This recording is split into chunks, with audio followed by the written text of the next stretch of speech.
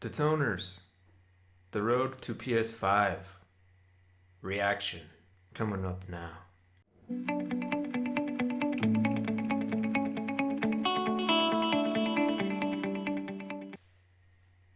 Unfortunately, we had to cancel the talk that we Hello. had planned for GDC. Oh. But we do have some super exciting news about PS5.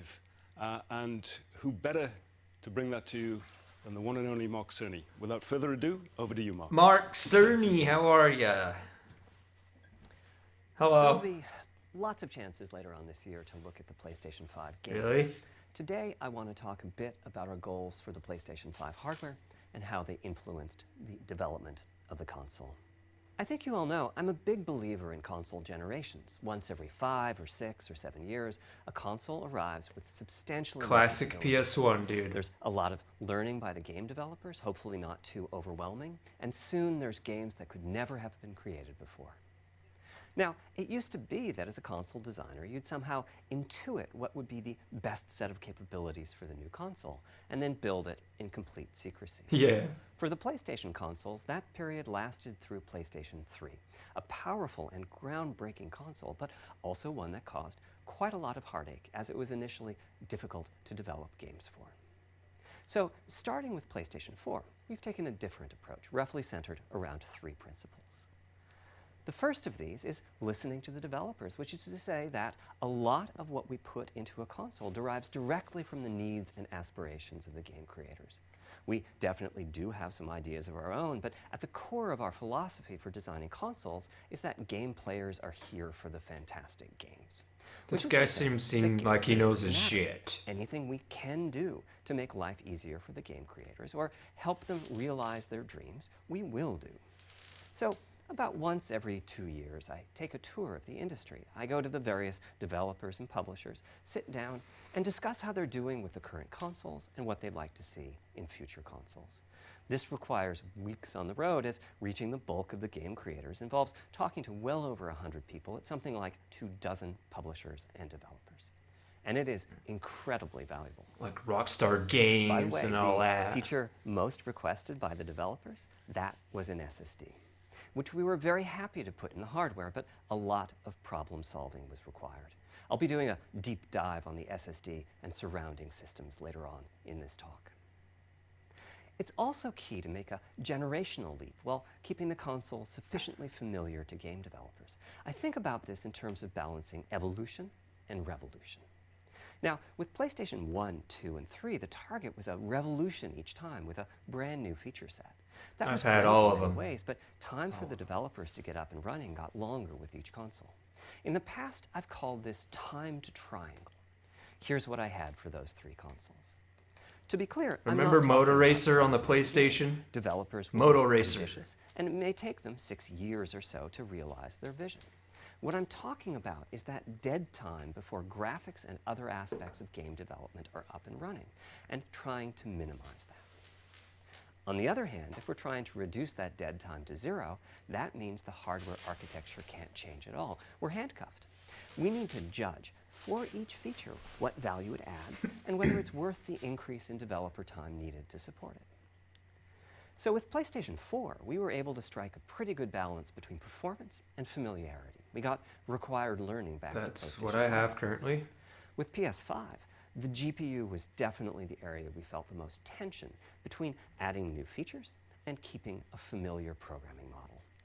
Ultimately, I think we've ended up with something under a month of getting up. PS5. That feels like the striking about the right balance. I'll go into a bit more detail later today about our philosophy with the GPU and the specific feature set that resulted from it. It's also very important for us, as the hardware team, to find new dreams, by which I mean something other than CPU performance, GPU performance, and the amount of RAM. The increase in graphics performance over the past 2 decades has been astonishing, but there are other areas in which we can innovate and provide significant value to the game creators, and through them, the players. That's why the SSD was very much on our list of directions to explore, regardless of what came out of the conversations with game developers and publishers. The biggest feature in this category is the custom engine for audio. That's today's final topic. The push for vastly improved audio, and in particular 3D audio. It's gonna isn't sound something good, that came out of dude. Developer meetings. It's much more the case that we had a dream of what might be possible 5 years from now, and then worked out a number of steps we could take to set us on that path. So here again are the three principles, the first being enabling the desires of developers to drive the hardware design. To me, the SSD really is the key to the next generation. It's a game changer. And it was the #1 ask from developers for PlayStation 5. As in, we know it's probably impossible, but can you put an SSD in it? That was a discussion we were also having internally. It was clear that the presence of a hard drive in every PlayStation 4 was having a positive impact. A lot of things that would simply have been impossible at Blu-ray disc speeds were now possible. At the same time, though, in 2015 and 2016, when we were having these conversations, developers were already banging up against the limits of the hard drive. And a lot of developer time was being spent designing around slow load speeds. I want to focus in on just one number here, which is how long it takes to load a gigabyte of data from You a need to hard have drive. a The beast difficulty being that hard PS5. drives are neither particularly fast nor flexible.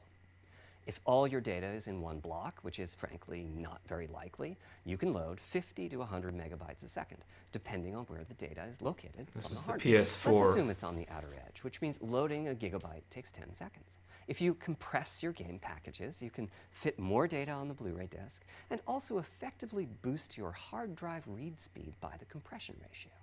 We support zlib decompression on PlayStation 4 that gets you something like 50% more data on the disk and 50% higher effective read speed. Unfortunately, though, it's highly likely that your data is scattered around in various files on the hard drive, as well as sourced from multiple locations within those This files. guy is a good So lots speaker. of seeks are needed at 2 to 50-ish milliseconds each. My rule of thumb is that the hard drive is spending 2/3 of its time seeking and only 1/3 of its time actually loading data. Putting all of that together, a gigabyte is very roughly 20 seconds to load from a hard drive. Gotta cut out the Now, seeking. a gigabyte is not much data. Games are using 5 or 6 gigabytes of RAM on PlayStation 4, so boot times and load times can get pretty grim. Or to put that differently, as a player, you wait for the game to boot, wait for the game to load, wait for the level to reload every time you die, and you wait for what is euphemistically called fast travel. Yeah. All of that leads to the dream. What if we could have not just an SSD, but a blindingly fast SSD? If we could load 5 gigabytes a second from it, what would change? Damn. Now, SSDs are completely different from hard drives. They don't have seeks as such. If you have a 5 gigabyte a second SSD, you can read data from 1,000 different locations in that second. Pretty much That's instantly. fast, dude. As for time to load, Instantaneous this is seek next gen time. we're talking about. So memory is bigger. Instead, we should be asking how long to load 2 gigabytes.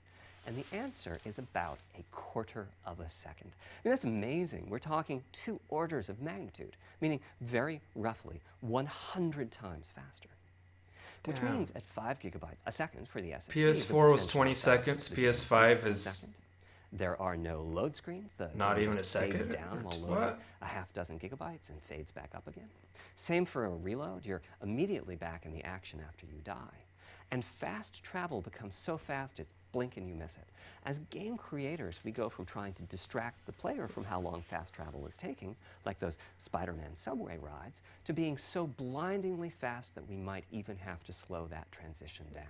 Could you imagine Pretty fast cool, travel right? being But instant for in me, games? This is not the primary reason. Fast to travel, change boom, you're from a there. hard Fast drive travel, to an boom, you're there. SSD. The primary reason for an ultra-fast SSD is that it gives the game designer freedom. Or to put that differently, with a hard drive, the 20 seconds that it takes to load a gigabyte can 20 sabotage seconds. the game that the developer That is was the trying. PS4. I think almost all of us in the room have experienced this, maybe in different ways. Say we're making an adventure game and we have 2 rich environments where we each want enough textures and models to fill memory, which you can do as long as you have a long staircase or elevator ride or a windy corridor where you can ditch the old assets and then take 30 seconds or so to load the new assets. Having a 30-second elevator ride is a little extreme. More realistically, we'd probably chop the world into a number of smaller pieces and then do some calculations with sight lines and run speeds like we did for Haven City when we were making Jak 2. The game is 20 years old, but not much has changed since then. All those twisty passages 20 are years there. old, damn. There's a whole subset of level design dedicated to this sort of work, but still, it's a giant distraction for a team that just wants to make their game. So when I talked about the dream of an SSD, part of the reason for that 5 GB a second target was to eliminate loads, but also part of the reason for that target was streaming. As in, what if the SSD is so fast that as the player Is is this audience going around, real? it's possible to load textures for everything behind the player in that split audience. second? If you figure that it takes half a second to turn, that's 4 GB of compressed data you can load. That sounds about right for next gen. Anyway, back to the hard drive. Another strategy for increasing effective read speed is to make big sequential chunks of data. For example, we might group all the data together for each city block. That removes most of the seeks, and the streaming gets faster. But there's a downside too, which is that frequently used data is included in many chunks and therefore is on the hard drive many, many times. Marvel's Spider-Man uses this strategy, and though it works very well for increasing the streaming speed, there's a massive duplication as a result.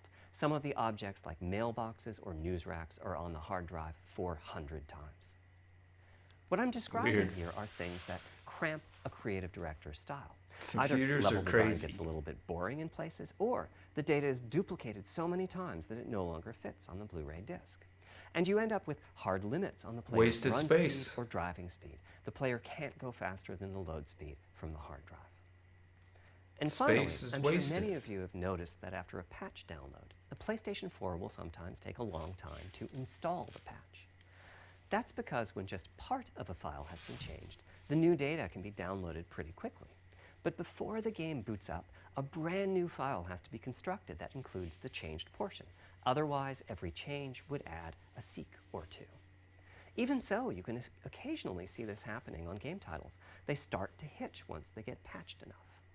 With an SSD, though, no seeks, so no need to make brand new files with the changes incorporated into them, which means no installs as you know them today. There's yet one more benefit, which is that system memory can be used much more efficiently. On PlayStation 4, game data on the hard drive feels very distant and difficult to use. By the time you realize you need a piece of data, it's much too late to go out and load it. So system memory has to contain all of the data that could be used in the next 30 seconds or so of gameplay. That means a lot of the 8 GB of system memory is idle. It's just waiting there to be potentially used. On PlayStation 5, though, the SSD is very close to being like more RAM.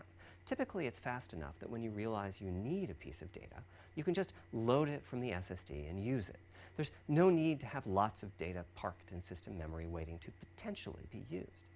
A different way of saying that is that most Sounds of pretty, RAM dude. is working on Pretty the cool, game. dude. This is one of the reasons that 16 GB of GDDR6 feels right for PlayStation 5. The presence of the SSD reduces the need for a massive intergenerational increase in size. So back to the dream of the SSD. Here's the set of targets. Boot the game in a second. No load screens. Design freedom, meaning no twisty passages or long No corridors. load screens. More game on the disk and more game on the SSD. And finally, those patch Oh, streaming's gonna be controls. great. The reality, though, is that the SSD is just one piece of the puzzle. There's a lot of places where bottlenecks can occur in between the SSD and the game code that uses the data. You can see this on PlayStation 4. If I use an SSD with 10 times the speed of a standard hard drive, I probably see only double the loading speed, if that. For PlayStation 5, our goal was not just that the SSD itself be 100 times faster. It was that game loads and streaming would be 100 times faster. So every single potential bottleneck needed to be addressed. And there are a lot of them. Let's look at check-in and what happens when its overhead gets 100 times larger. Conceptually, check-in is a pretty simple process. Data is loaded into system memory from the hard drive or SSD. It's examined. A few values are tweaked to check it in, and then it's moved to its final location. At the SSD speeds we're talking about, that last part, Moving the data, meaning copying it from one location to another, takes roughly an entire next-gen CPU core. And that's just the tip of the iceberg. If all the overheads get 100 times larger, that will cripple the frame rate as soon as the player moves, and that massive stream of data starts coming off the SSD. So to solve all of that, we built a lot of custom hardware, namely a custom flash controller and a number of custom units in our main chip. The flash controller in the SSD was designed for smooth and bottleneck-free operation, but also with games in mind. For example, there are 6 levels of priority when reading from the SSD. Priority is very important. You can imagine the player heading into some new location in the world and the game requesting a few gigabytes of textures. And while those textures are being loaded, an enemy is shot and has to speak a few dying words. Having multiple priority levels lets the audio for those dying words get loaded immediately.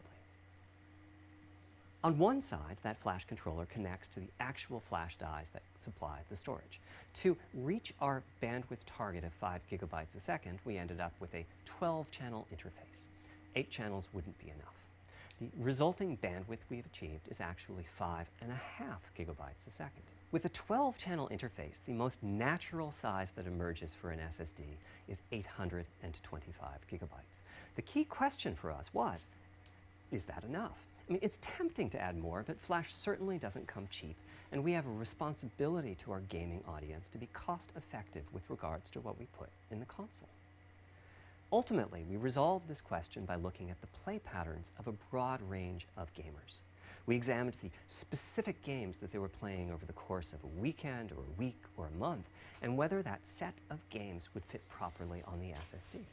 We were able to establish that the friction caused by reinstalls or redownloads would be quite low, and so we locked in on that 825 gigabyte size, while also preparing multiple strategies so that those who want more storage can add it. I'll go through the details in a moment. Crazy. Back to the flash controller. On the other side, it connects to our main custom chip via 4 lanes of Gen 4 PCIe. And inside the main custom chip is a pretty hefty unit dedicated to I/O. Before we talk about what that does, let's talk compression for a moment. PlayStation 4 used zlib as its compression format. We decided to use it again on PlayStation 5, but on my 2017 tour of developers, I learned about a new format called Kraken from Rad Game Tools. Kraken. It's like zlib's smarter cousin. Simple, similar types of algorithms, but about 10% better compression, which is pretty big. That means 10% more game on the UHD Blu-ray disc or on the SSD. Kraken had only been out for a year, but it was already becoming a de facto industry standard. Half of the teams I talked to were either using it or getting ready to evaluate it. So we hustled and built a custom decompressor into the I/O unit, one capable of handling over 5 gigabytes of Kraken format input data a second. After decompression, that typically becomes 8 or 9 gigabytes, but the unit itself is capable of outputting as much as 22 gigabytes a second if the data happen to compress particularly well. By the way, in terms of performance, that custom decompressor equates to 9 of our Zen 2 cores. That's what it would take to decompress the Kraken stream with a conventional CPU. There's a lot more in the custom. There's a lot going on including inside a of those dedicated PlayStations. DMA controller. The game can direct exactly where it wants to send the data coming off of the SSD. This equates to another Zen 2 core or 2 in terms of its copy performance. Its primary purpose is to remove check-in as a bottleneck. There's 2 dedicated I/O coprocessors and a large RAM pool. These aren't Zen 2 cores. They're there principally to direct the variety of custom hardware around them. One of the coprocessors is dedicated to SSD I/O. This lets us bypass traditional file I/O and its bottlenecks when reading from the SSD. The other is responsible for memory mapping, which I know doesn't sound like anything related to the SSD, but a lot of developers map and remap memory as part of file I/O, and this too can become a bottleneck. There are coherency engines to assist the coprocessors. Coherency comes up a lot in places. Probably the biggest coherency issue is stale data in the GPU caches. Flushing all of the GPU caches whenever the SSD is read is an unattractive option. It could really hurt the GPU performance. So we've implemented a gentler way of doing things. where the coherency engines inform the GPU of the overwritten address ranges, and custom scrubbers in several dozen GPU caches do pinpoint evictions of just those address ranges. The best thing is, as a game developer, when you read from the SSD, you don't need to know any of this. You don't even need to know that your data is compressed. You just indicate what data you'd like to read from your original uncompressed file and where you'd like to put it, and the whole process of loading it happens invisibly to It's a lot you of information, at man. very high speed. Crazy. Back to the dream. Thanks to all of that surrounding hardware, our 5.5 gigabytes a second really should translate into something like 100 times faster I/O than PS4 and allow the dream of no load screens and super fast streaming to become a reality. Having said that, expandability of our SSD is going to be quite important.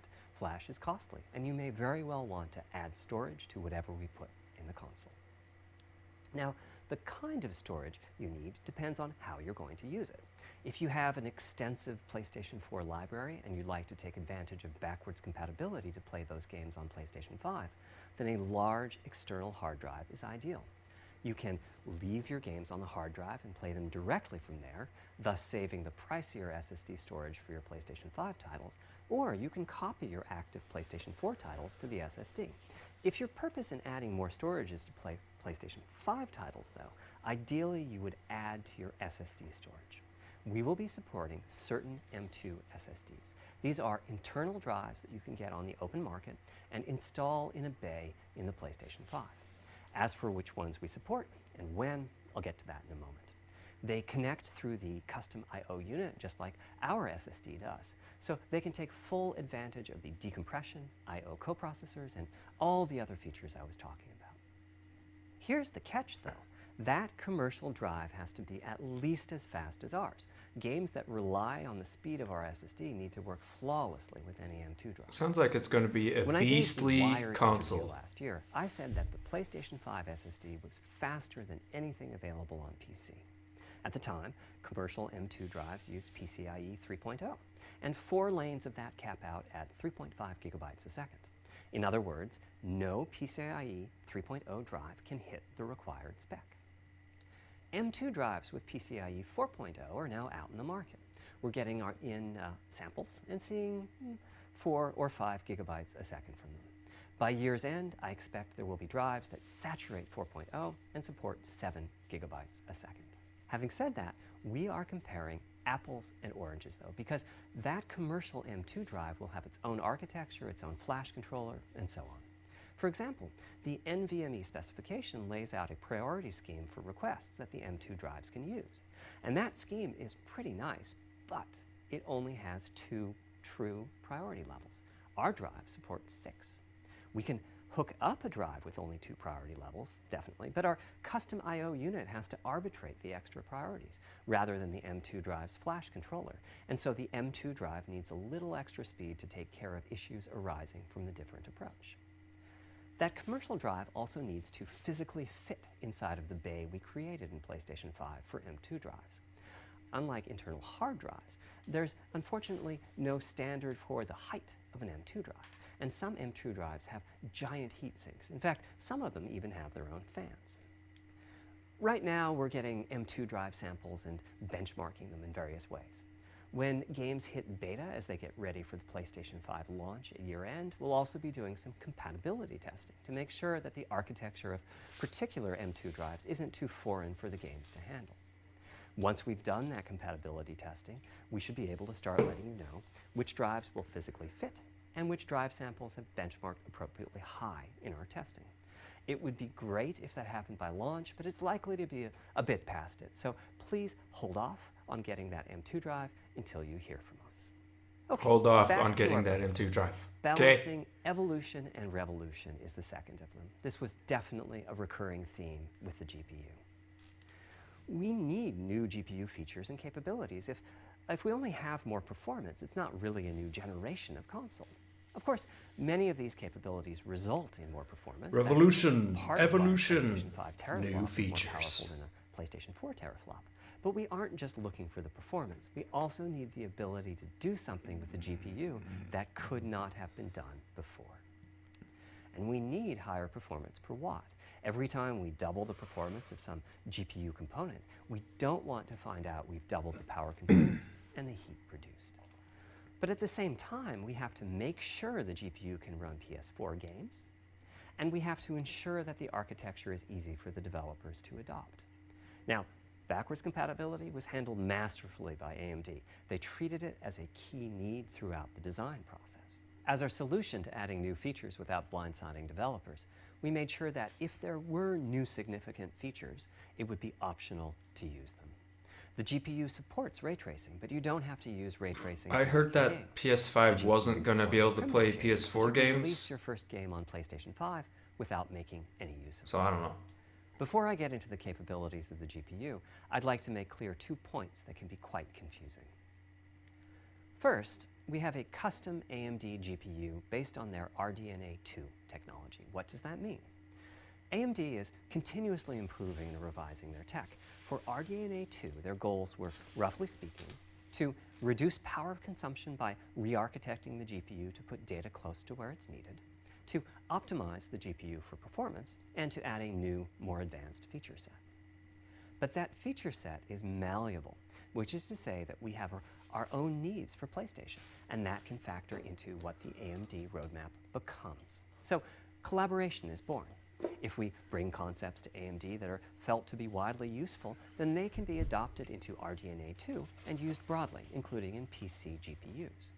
If the ideas are sufficiently specific to what we're trying to accomplish, like the GPU cache scrubbers I was talking about, then they end up being just for us.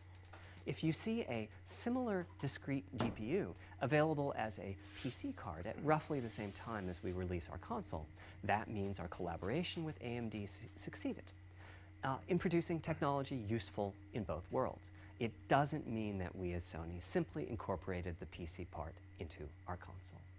This continuous improvement in AMD technology means it's dangerous to rely on teraflops as an absolute indicator of performance, and CU count should be avoided as well. In the case of CPUs, we all understand this. The PlayStation 4 and PlayStation 5 each have 8 CPUs, but we never think that meant the capabilities and performance are equal. It's the same for CUs. For one thing, they've been getting much larger over time.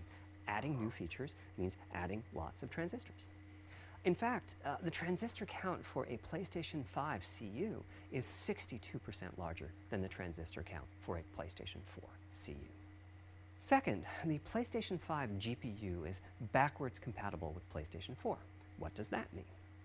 One way you can achieve backwards compatibility is to put the previous console's chipset in the new console, like we did with some PlayStation 3s, but that's of course extremely expensive. Oh. A better way is to incorporate any differences in the previous console's logic into the new console's custom Gotta chips. put the chip in Meaning with that. Even as the technology evolves, the logic and feature set that PlayStation 4 and PlayStation 4 Pro titles rely on is still available in backwards compatibility modes. One advantage of this strategy is that once backwards compatibility is in the console, it's in. It's not as if a cost down will remove backwards compatibility like it did on PlayStation 3. So apparently you can, Achieving this according to unification this. of functionality took years of efforts by AMD, as any roadmap advancement creates a potential divergence in logic. Running PS4 and PS4 titles at boosted frequencies has also added complexity. The boost is truly massive this time around, and some game code just can't handle it. Testing has to be done on a title-by-title basis. Results are excellent, though. We recently took a look at the top 100 PlayStation 4 titles as ranked by playtime, and we're expecting almost all of them to be playable at launch on PlayStation 5. Here's some games we might get to play. With regards to new features, as I said, Maybe. our strategy Oh, I was thought to he was try gonna break talk new about. ground, but at the same time not to require use of the new GPU capabilities.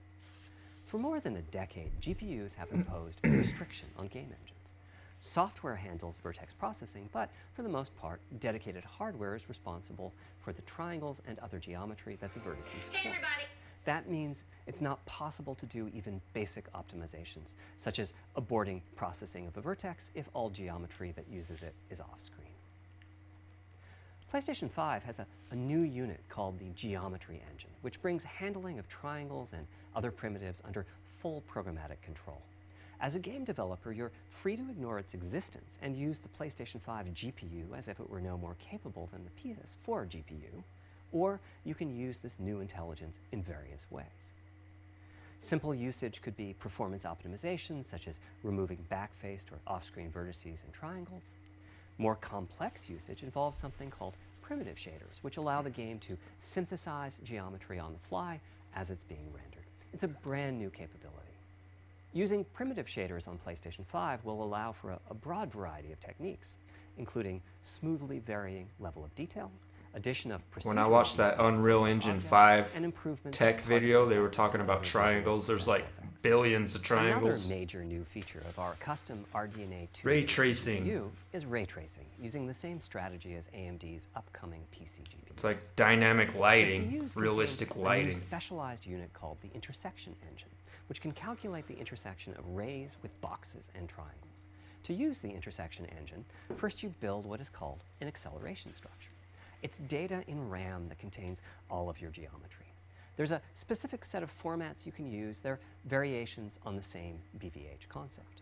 Then, in your shader program, you use a new instruction that asks the intersection engine to check a ray against the BVH. While the intersection engine is processing the requested ray triangle or ray box intersections, the shaders are free to do other work.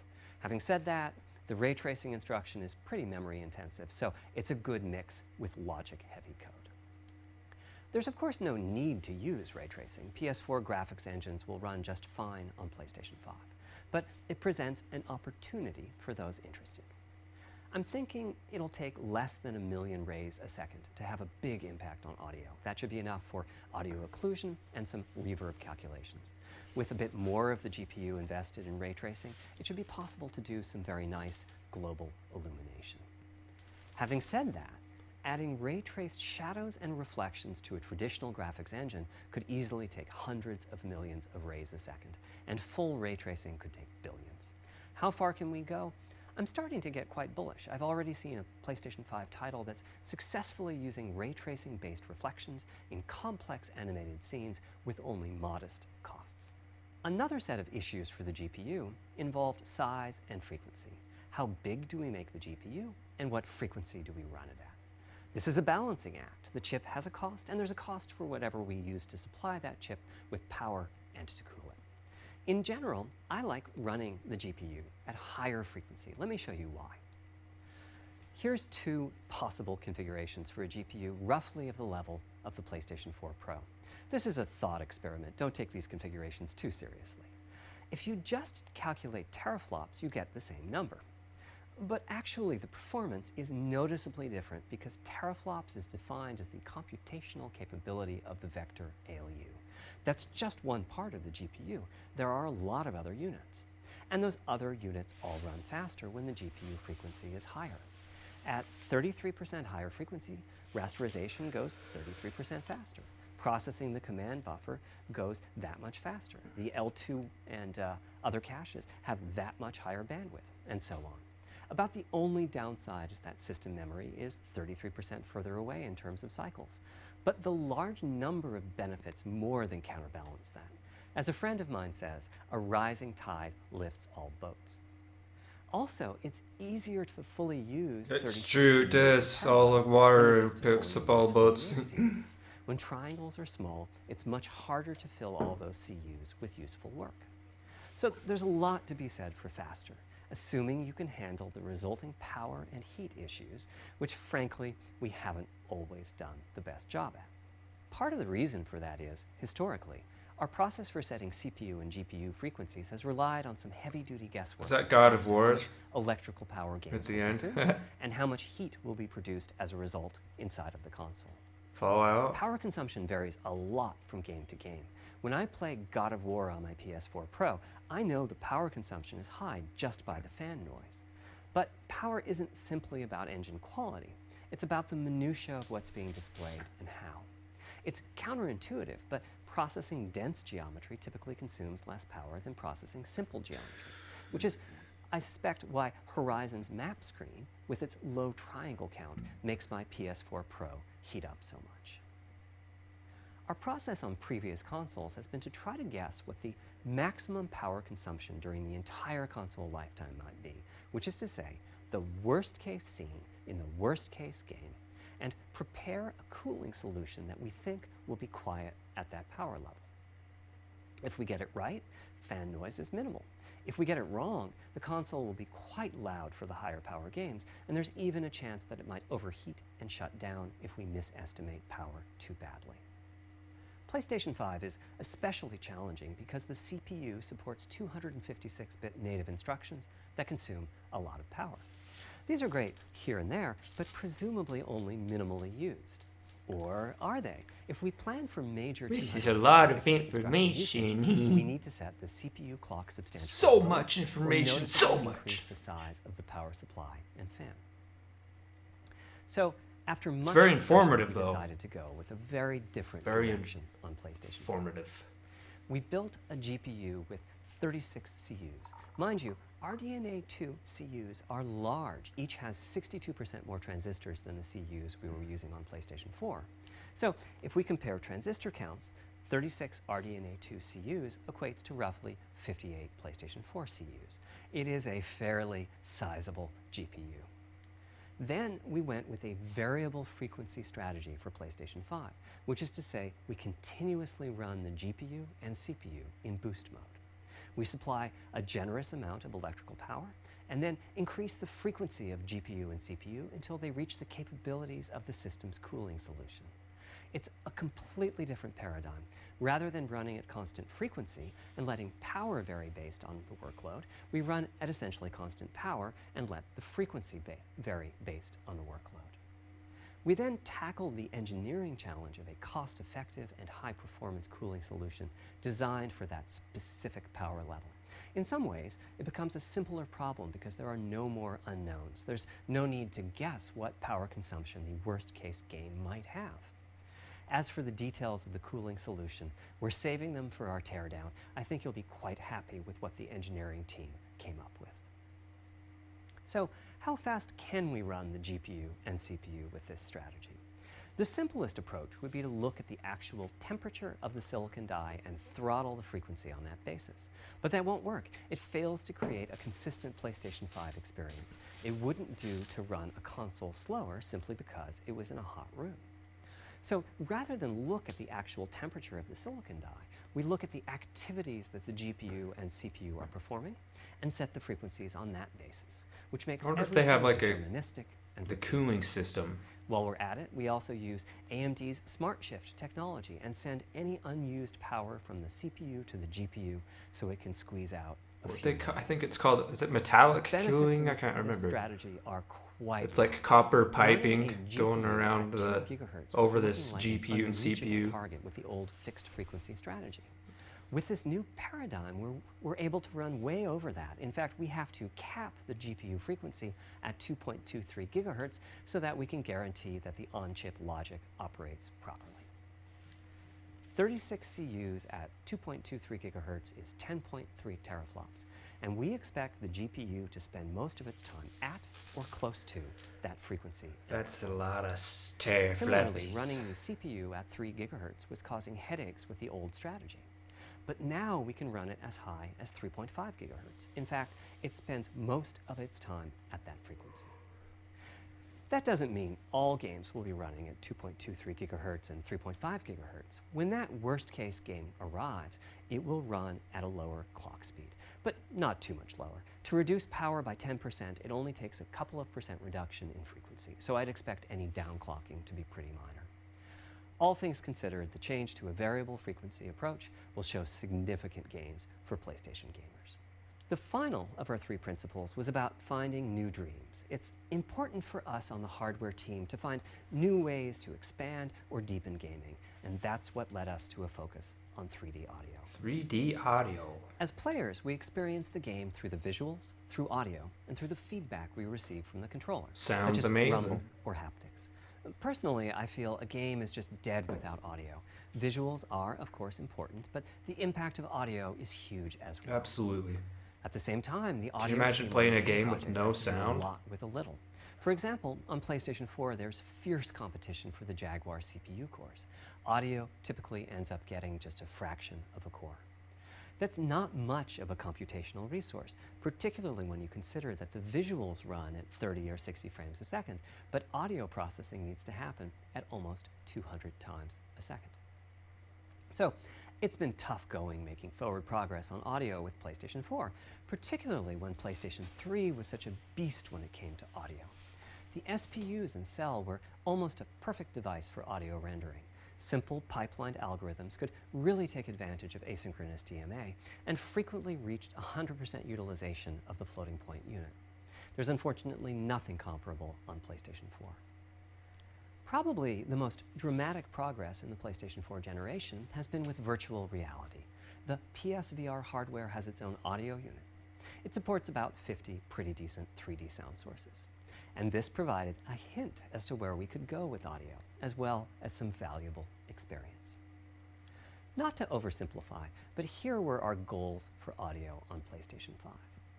The first goal was great audio for everyone, not just VR users or soundbar owners or headphone users. That meant audio had to be Great part of the audio console, for couldn't all. be a peripheral. All. The second goal was to support hundreds of sound sources. We didn't want developers to have to pick and choose what sounds would get 3D effects and which wouldn't. We wanted every sound in the game to have dimensionality. Hundreds. And finally, we wanted to really take on the challenges of presence and locality. Now, when we say presence, we mean the feeling that you're actually there. You've entered the matrix. It's not, of course, something we thought we could perfectly achieve, but the idea was that if we stopped using just a rain sound and instead used lots of 3D audio sources for raindrops hitting the ground at all sorts of locations around you, then at some point your brain would take a leap and you'd begin to have this feeling of real presence inside the virtual world of the game. Immersion. This has the capacity to affect your You are appreciation of the immersed. game, just like music in a game does. The concept of locality is simpler. It's just your sense of where the audio is coming from, to the right of you, behind you, above you. This can immerse you further in the game, and it can also He said directly immerse too. enhance the gameplay. To use Dead Space as an example, I know, old school. You're fighting enemies in fairly dark, spooky locations. Back in the day, if you played the game using the TV speakers, you could tell that there was one last enemy growling and hunting you down, but it was difficult to tell quite where that enemy was. With headphones, you could tell that the enemy was somewhere on the right, which let you deduce, if you couldn't see it, that it must be somewhere behind and to your right. But with 3D audio with good locality, the idea is you know the enemy is precisely there, and you turn and you take it out. You know where he's at. How do we know where a sound is coming from in the first place? Well, all those bumps and folds in the ear have a meaning, evolutionarily speaking. Based on what direction the sound is coming from, sound waves bounce around inside the ear, there's some constructive and destructive interference, and the result is a change in volume. The phase of the sound also shifts, depending on what path the sound wave took to reach the ear canal. These volume changes and phase shifts are different for each direction and also vary depending on the frequency of the sound. Head size and head shape also impact the sound in a similar fashion. The way that the sound changes based on direction and frequency can be encoded in a table called the Head-Related Transfer Function, or HRTF. Here's part of one. The vertical axis is the frequency. The horizontal axis is the direction, front, back, left, right, and the color gives the degree of attenuation of the sound at that frequency. The HRTF is as unique to an individual as a fingerprint is. In fact, you're looking at mine right now. Here's how we measure an HRTF. We've taken hundreds of people. You can measure like sound waves going into your Put ear a or what microphone in the subject's left and right ear canals, and then sit the subject down in the middle of an array of 22 speakers. We then play an audio sweep from each speaker as we rotate the subject. In the course of 10 or 20 minutes, we're able to sample the HRTF at over 1,000 locations. Using an HRTF when rendering audio creates unparalleled quality, but it's computationally expensive. The simplest way to use an HRTF is to process a sound source to make it appear as if it's coming from one of those 1,000 locations. Crazy, bro. Unfortunately, the processing has to be done in frequency domain rather than time domain, so there's multiple fast Fourier transforms needed for every sound source for every audio tick. That's a lot of multiplies. This computational complexity was the determining factor for our strategy. It meant we had to bite the bullet and design and build a custom hardware unit for 3D audio. 3D Collectively, I'm audio. referring to the hardware unit and the Sounds so proprietary good. algorithms we run on it as Tempest 3D Audio Tech. The meaning of 3D audio and technology should be pretty obvious here. As for Tempest, I feel it really reflects our goals with audio. It suggests a certain intensity of experience and also hints at your presence within it. We're calling the hardware unit that we built the Tempest engine. It's based on AMD's GPU technology. We modified a compute unit in such a way as to make it very close to the SPUs in PlayStation 3. Remember when I said that they were ideal for audio? So the Tempest engine has no caches, just like an SPU. All data access is via DMA, just like an SPU. Our target was that it would have more power than a CPU, thanks to the parallelism that a GPU can achieve, and that it would be more efficient than our GPU, thanks to the SPU-like architecture. The goal being to make possible near 100% utilization of the CU's vector units. Where we ended up is a unit with roughly the same SIMD power and bandwidth as all 8 Jaguar cores in the PlayStation 4 combined. If we were to All use the 8 same algorithms combined. as PSVR, that's enough for something like 5,000 sound sources. But of course, we want to use more complex algorithms, and we don't need anything like that number of sounds.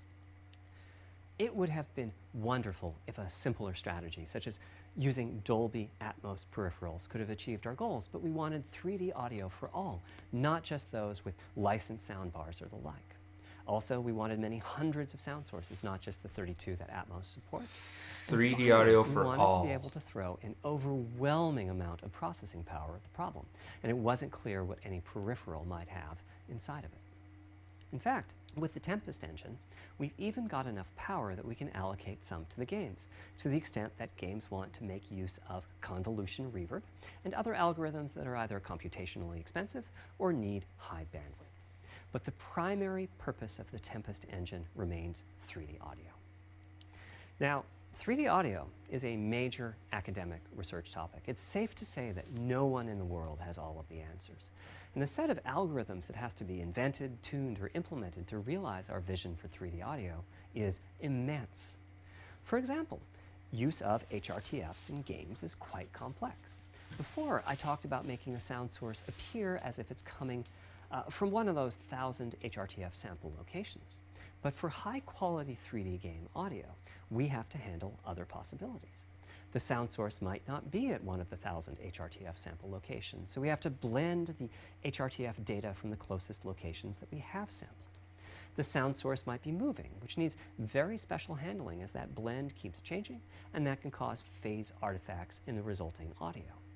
Or the sound source might have a size to it, meaning it should feel as if it's coming from an area rather than a single point. I like There's it. also whole Sounds categories very of good. approaches to be handled. 3D audio can be implemented Very using nice. individual processing of 3D sound sources. But alternatively, ambisonics can be used for 3D audio. Ambisonics being somewhat like the spherical harmonics used in computer graphics. Ambisonics. And finally, there's audio devices. The player might be using headphones or I was TV just thinking speakers, about that. I'm or like, I have high-end surround headphones. Is it sound going to system work? with 6 or more Do I speakers, have to all buy of which need different an approaches. updated version of That's headphones? a lot of variations. It's nice to have the computational resources of the Tempest engine, but it's clear that achieving our ultimate goals with 3D audio is going to be a multi-year, step-by-step process. Having said that, headphone audio implementation is largely complete at this time. It was a natural place for us to start, with headphones. I was controlling literally exactly just thinking which about one this. appears, and therefore the algorithmic development and implementation are more straightforward. For TV speakers and stereo speakers, we're in the process of implementing virtual surround sound. The idea being that if you're sitting in a sweet spot in front of the TV, then the sound can be made to feel as if it's coming from any direction, even behind you. Virtual surround sound has a lot in common with 3D audio on headphones, but it's more complex because the left ear can hear the right speaker and vice versa. We have a basic implementation of virtual surround sound up and running. We're now looking at increasing the size of that sweet spot, which is to say, making the area you need to be in to feel the 3D effect larger, and we're also working to boost the sense of locality. Headphone audio is the current gold standard for 3D audio on PlayStation 5, but we're going to see what we can do to bring virtual surround sound to a similar level, after which we'll start in on setups with more speakers, such as 6-channel surround sound. It's now to the point where some of the PlayStation 5 games in development are extensively using these systems. One of the game demos allows you to toggle between conventional PlayStation 4 style stereo audio and our new 3D audio. I listened with just an ordinary pair of over-the-ear headphones, and wow, I could feel a difference. 3D audio has that dimensional feel to it. Conventional stereo audio feels smashed flat by comparison. The improvement is obvious. So, a big advancement, but have I entered the matrix? Does my brain believe I'm really there, like I was talking about earlier when I explained our target of presence?